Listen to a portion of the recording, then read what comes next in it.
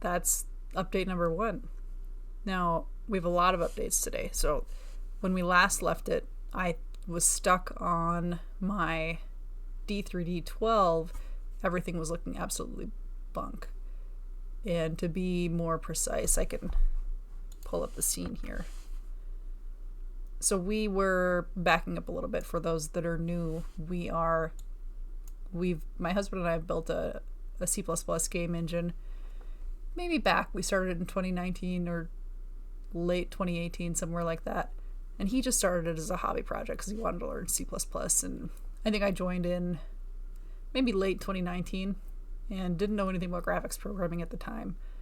And didn't know anything about C++ except for what I had done in college, which would have been 7-8 years ago before we started. But decided to jump on board because we were both really frosted at Unity. Because I think that was the time Unity was deprecating its networking library that we were actively building a game in, and that was just the last straw for us. So we left using Unity and started investing most of our spare time into this game engine. And I had the idea, so he had started it writing it in D3D11. And I had the idea, well, if we're going to learn a game engine, or if I'm going to learn a graphics API, I might as well learn something new. So I started digging into Vulkan, which was a monumental task because I didn't know anything about graphics programming. But one of my favorite things about myself, and it's not as putting myself down as it sounds, but I may not be the smartest developer in the room, although I'm pretty smart, I feel. But I'm the most stubborn, and that gets me through a lot. So I bullheadedly bashed my head against Vulkan for 4 years, and we got to the place where we had a pretty good engine. We were able to make a game with it. We made the Pirate Software Game Jam for 2022, January of 2022, or 2023, January of 2020. Oh my gosh, no, it was this year. This January, we were in the Pirate Software Game Jam, and were able to make a game with our engine in 2 weeks. And at the time, we had we didn't have image-based lighting, but we had a pretty decent PBR renderer, sans image-based lighting, and a toon renderer for this pretty cool toon shader we were building.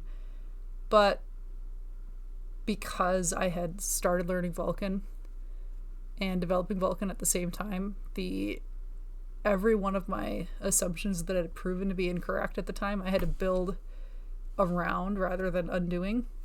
So I had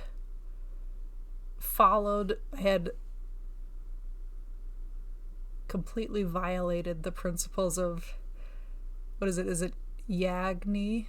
You aren't gonna need it. I decided when I was building the Vulkan renderer that I'm going to make it as generic as possible and as flexible as possible, which is fantastic, except the thing about you aren't going to need it is not only do I not need any of the flexibility that I built into the engine that I took, or the graphics renderer that I spent so much time building, but the amount of spaghetti I had to introduce in order to make it generic for use cases that I didn't know we would ever need because I'd never built a graphics renderer, and surprise, surprise, we didn't end up needing them, left us in a state where adding new features to the Vulkan renderer was just impossibly slow for a 2-person nights and weekends team. So I had just started trying to make my dream shader. And that came about from what's the game? I don't remember the game because I've never played it, but someone made a Mobius style shader, which is all the rage now, but a year or two ago I looked into that and I thought, I need to make that. But in order to do that, I needed both a normal pass and I needed, we needed a normal pass and we needed a depth pass, and just the basic idea of being able to produce a render target from a render graph that acts as a shader resource to be input back into the render graph. We had only done that for shadow mapping, but I had done it so specifically for shadow mapping that it was impossible to extend. And if I had done it, and I said so specifically for shadow mapping, but the real catch is the violating of the Yagni, the absolute abuse of the Yagni. Because when I was building the render target workflow for shadow mapping, I thought I was making a general, but I didn't know what a second render target would look like if it wasn't a depth pass or wasn't a depth buffer. So I built all of this functionality to try to make it generic, and then it wasn't usable for anything but shadow mapping. But because I had all of that architecture in there, I couldn't. I'd gotten to the point where we just couldn't extend the graphics library anymore. So fast forward to 3 months ago, maybe, we really wanted to start working on a game, and Cal, my other half, he had built his own physics system in C++, which is such a dang accomplishment. I would come downstairs and he'd be reading papers published in obscure research journals and all sorts of crazy articles, and he had used all of that information to write his own physics system, and it was really, really cool. But we couldn't do some things with it that he wanted to do. I couldn't actually tell you what, beyond wheel physics, what limitations his physics engine had, but he had decided that he should probably rewrite it if we're having the conversation of potentially rewriting graphics, which is where we ended up. So at that point we thought, okay, if we're going to talk about rewriting our graphics layer and rewriting our physics layer, let's just pick up Unreal or pick up Unity again and see, maybe that's the fastest way to make a game. And that was a tough decision because the engine now has a life of its own. It's really important to both of us. So, but we haven't made a single penny from any of these pursuits in the last 5 years because it's open source and we're very under the radar. And we were never building an engine for other people to consume. We were always building an engine with the intention of having a tool for ourselves to make games faster. But because we're on nights and weekends with a 2-year-old team, our time is so limited. If we want to actually start making some kind of supplementary income from this, we had to be serious about, let's pick up other tools. So we demoed Unreal for a couple of weeks, and we found Unreal is amazing. It's incredibly powerful. It's super easy to use. It's beautiful. But we were running into some bugs and problems, and it kind of it gave us flashbacks to the Unity days. And it reminded us of the thing that we don't like about commercial game engines, and the thing that we love so much about having invested the time into our own engine. And that is that if we have a bug, we know exactly where it is. We know we can fix it. We don't have to wait. We don't have to file an issue and wait 6 weeks to 6 years or some nebulous time for a developer to fix it. We can just fix it. And that kind of flexibility, as well as knowing the entire process from beginning to end and every character of our engine, is really cool. And we didn't want to throw that time investment away. So after trying out Unreal, we decided just to jump into option B. And option B was, okay, what if we pull in an open source physics engine and an open source graphics abstraction layer and go from there? And that's what we ended up doing. So Cal pulled in Jolt, which is phenomenal. Jolt is let me see, I'll pull it up. Put it in chat.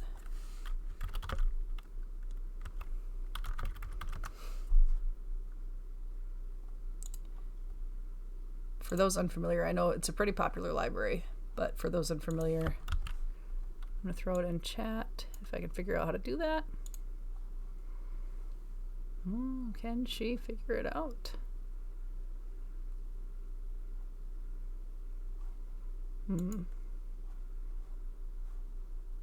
Yes, I can.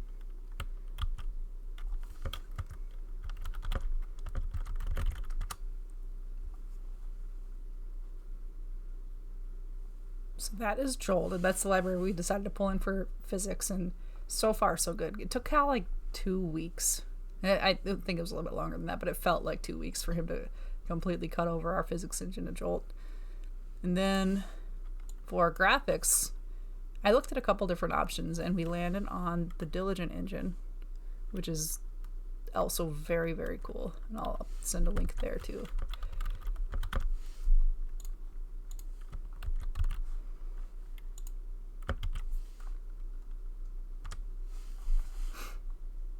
So Diligent engine is really a neat idea. Essentially, so Vulkan is a very, very verbose API, as is I think D3D12, although I haven't spent much time with it, more now than ever. And what Diligent does is it gives you a both platform and API agnostic interface to render using D3D11, OpenGL, WebGL, Vulkan, Metal, WebGPU, Direct3D, D3D12, D3D11, if I didn't say that. So you get a common interface to be able to interact with all these APIs. And when I looked at that, I thought, oh my gosh, that's exactly what we need, because along with our Vulkan renderer being kind of spaghetti, as much as beloved spaghetti, I'll call it that, beloved spaghetti and really hard to maintain, it was also very fragile. And we didn't have any kind of fallback option. So if you didn't have one of the features that we were using, sorry, we're just going to crash. And I still don't have a good way to proactively detect what drivers support which features. There's Sasha Williams' GPU info, but I can't extract a device set from that. And I've looked into it a little bit. I know that there are the concept of Vulkan profiles, so you can see kind of feature bags that apply to driver bags, and I'll spend a little bit of time later on and figure that out exactly when it does come time to release our game. But so our engine didn't do any kind of fallback cases, didn't do any kind of fallback APIs. We were just straight Vulkan, and if you didn't support our features, or if we surpassed the memory or hardware requirements on your device, we were just gonna crash. And we unfortunately encountered that with one user that tried our game in the game jam. So that was a bummer. And the thing that Diligent offers is, because it's API agnostic and platform agnostic, you have just infinite flexibility. So you can say, okay, we tried Vulkan, this feature isn't present on the device, so let's fall back to either just not using the feature, or we can fall back to D3D11 if you're on Windows, or we can fall back to OpenGL. So that's where we started a couple months ago. And slowly, as we've been trying to add features and get feature parity with what we had before, we've whittled away all of the other APIs. We just got rid of D3D12 in this last week. And so now we just have Vulkan again.